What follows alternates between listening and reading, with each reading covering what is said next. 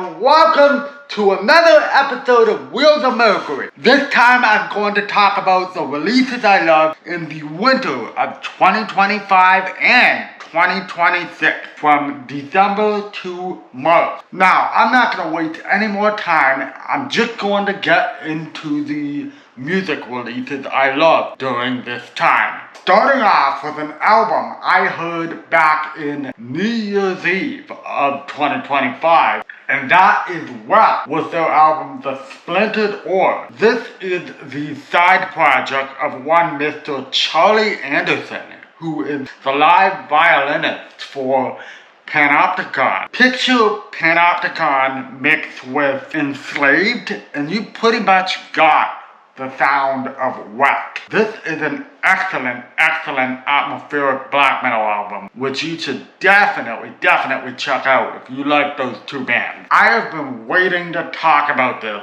ever since I heard it back on New Year's Eve. It is a fantastic album, and I would recommend it to Panopticon fans. It's amazing. And the last song actually almost made me tear up when I first heard it. It is simply beautiful. Go check out The Splintered Oar if you love progressive atmospheric black metal. It is a fantastic record. Next up is Vrîmuot with their album Lupus. Viridis. Vrîmuot is a one-man neofolk project from out of Germany. This has such life, like a fantasy sort of feel to it. Apparently the lyrics, which are all in German, talk about German like folk tales and stuff like that. It's got quite a theatrical bent to it, and it's very medieval sounding too. So if you like music that would be appropriate for a Renaissance fair in Germany, check out this Vrîmuot album. It's awesome. In a just and perfect world, this band would be the neofolk band everybody would talk about instead of crap like Darkwood and stuff like that. I don't like that band at all. But anyway, check out Vrîmuot, Lupus Viridis. Lots of people were sleeping on this neofolk album. Next up is Exxûl with their debut album Sealed Into None. This is a band from Quebec featuring the one and only Phil Tougas on guitar from First Fragment, They Cried It, etc. And he is flying, doing these Yngwie Malmsteen solos all over the place. This reminds me of if Elyvilon, if they teamed up with Messiah McCollin from Candlemass and did a sort of a blackened epic doom metal album with Yngwie Malmsteen as the lead guitar player. It is amazing, and it's got some vocals in the background that kind of sound like Attila from Mayhem. If you're into stuff like Candlemass and Elyvilon and even a little bit of Mayhem, check out this Exxûl album. It's fantastic. Next up is The Ruins of Beverast with their album Tempelschlaf. I was greatly anticipating this album. I talked about this album in my most anticipated albums of 2026 video, and it freaking delivered. It's almost an hour long, but it doesn't feel like it because the songs are so well constructed and they're so well done. And I love how the first song is basically like a blackened version of Typo Negative. It's like Typo Negative meets a black metal band. If you want to get into this band, check out this album. It's awesome. Next up is Mole with their album DREAMCRUSH. This is a black gaze band from Denmark. And I'm not even gonna beat around the bush here. This is for the Death Heaven and Alphas fans. But this is also for fans of bands like the Smashing Pumpkins and stuff like that, which is weird because I'm not even a Smashing Pumpkins fan. I'm not a fan of Billy Corgan at all. Anyways, going back to Mole, this is a great album. It's kind of shoegaze, rock, black metal fusion, and it's got some awesome songs on here. This is one of the very first albums from back in January that I really latched onto. It's a fantastic record. So if you like stuff like Death Heaven, definitely check out this Mole album. Okay, so before I talk about this next artist, I'm gonna do a little preamble. So this next artist, I haven't talked about since 2023. He used to be very progressive. He used to be very anti-racist in his views. He has quietly let all these weird, racist European freaks into his fanbase. And I do not defend it. I do not condone it. I think it's very disappointing of him to be doing that, to be not doing anything, to just let those people in without telling them to bleep off, and it's very disappointing. However, I love this guy's singing voice, so I am talking about Rome with his album The Towrr. For those of you who don't know, Rome is the project of one Mr. Jerome Rutter from out of Luxembourg. And, okay, this is like a direct homage to another very, very controversial band, which I don't really like to really talk about too much on the channel, called Death in June. I love the sound of that band, but there's just some screwed up stuff with that band's imagery that I do not defend. Anyhow, going back to Rome, this album is very ethereal and very atmospheric, and his voice, man, Jerome's voice, it's just so rich. He got such a rich baritone that I love. Whether you want to check out this album or Rome in general is entirely up to you. I would still recommend his 2009 masterpiece, Flowers from Exile, over this one. Up to you if you want to check out Rome or not. I love his voice, but I cannot deny there are some more hang-ups that I have about him that I'm not even gonna lie about. Like, it's messed up, man. But this is a great album regardless. But yeah, it's up to you whether you want to check it out or not. Alright, going to a less controversial artist now, thank goodness. Flickers from the Fen with his album Stoned and Gielinor III. I probably mispronounced it, sorry to all the RuneScape fans out there, I never played that game. This is a RuneScape inspired dungeon synth project. It's got some progressive rock sort of feel to it too, which is unusual for the genre of dungeon synth. And it got such a cozy, happy sort of feel. No wonder it's tagged as cozy synth on Rate Your Music. So if you like RuneScape music and stuff like that, yeah, check this out. It's a great listen. The only nitpick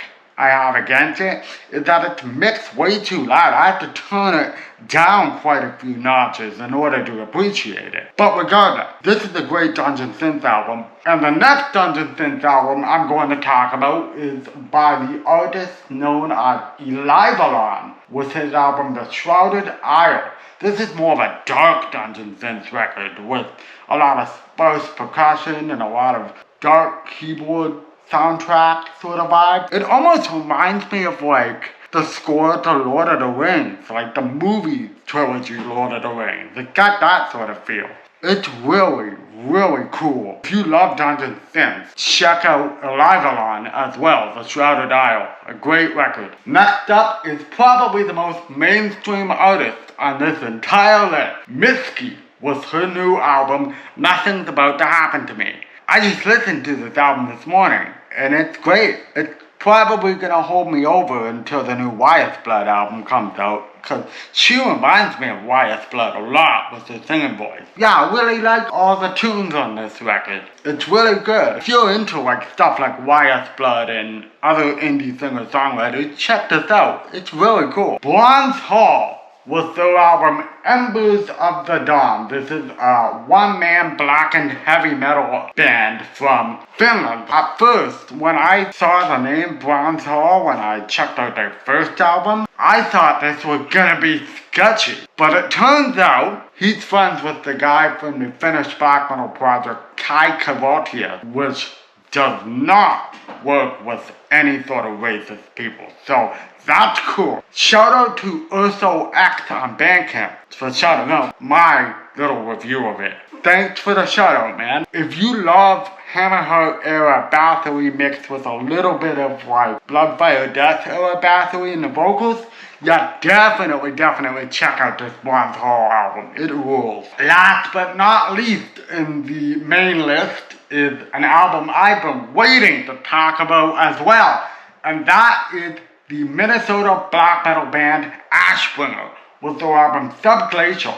Now, I've been an Ashbringer fan since at least 2017 when I checked out their album. Oh my god, what's it called? It's the album with the Doppel light photo, like the forest with the light shining through it. That album and the follow-up Yugen from 2017, I think. Anyways, the new album Subglacial sees them going in a wild direction that they've been going since the 2019 album. Sort of a post-hardcore direction. Things like Bastard and Edge or a band like Turzij de Horde from the Netherlands, mixed with like some kind of doom metal tones. Not like slow doom metal tones, but really like crunchy guitar riff here and there. And there's even one song that kind of sounds like Agalok to me, with the acoustic guitar stuff in it. It's really well done, and you should definitely check out this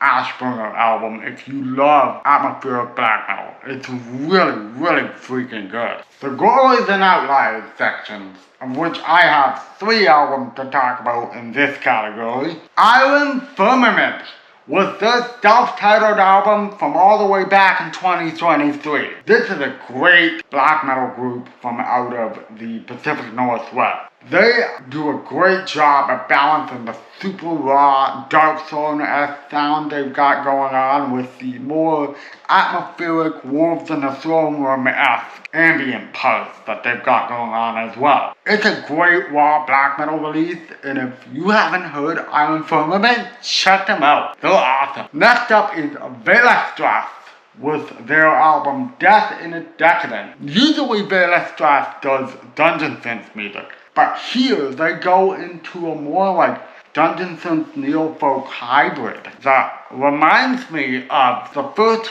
Fire and Ice album without all the sketchiness associated with that project. I feel like this Beverast album has been slept on in 2025, and that's not fair because I really love some of the songs on this thing. Heavy is the head, the head, the heart. Yeah, if you want to hear a dungeon synth neofolk crossover that is not sketchy at all, check this out. It's really good. Last up, talking about neofolk and dark folk, Elyvilon was their 2015 self-titled record. This is a dark folk band from Nova Scotia, Canada, and this was the very first dark folk, neofolk band I ever got into. Before I knew about all the weirdness with neofolk and all the weird political stuff and all the bullcrap, this was the first band I checked out. And I'm very glad to see that this band is anti-fascist, which is awesome. They're great. I would say they are instrumental, but I'd be lying a little bit because they do use vocals in a couple tracks as an instrument rather than a lyrical thing. It's used to add texture to the song. Yeah, if you like dark folk, like that one album Oliver released back in like 1996, Cavalda Sanga, or if you like stuff like Imperium as well, check out Elyvilon's debut 2015 record. It's awesome, it's very ethereal, and it's very relaxing to listen to. That's a wrap for this Releases I Love video for the winter of 2025/26. What were your favorite albums from December to March? Let me know down below. Don't forget to give me a like and subscribe to Wheels of Mercury today, and give me some hype points too. That'll help me out tremendously. Rock on, guys, and I will see you in the next video.